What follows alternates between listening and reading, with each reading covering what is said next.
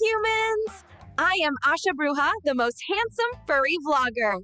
Let's talk about doggo food today. Cooked chicken is allowed for us, as long as it has no bones or skin. Yummy! Masustansya ang carrots, parang doggo vitamins. Ang kalabasa, good for digestion ng mga fur babies. Peanut butter na walang asit o asukal. Perfect pampakilig. Apples, basta walang buto at core, safe at crunchy.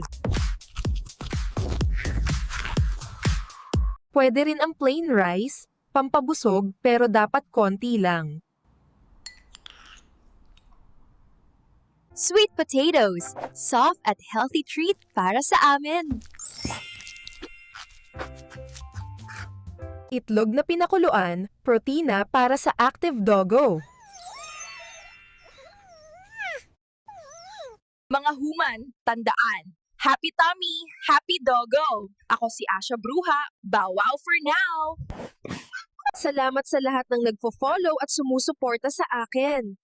Mahal ko kayo mga human at dog lovers.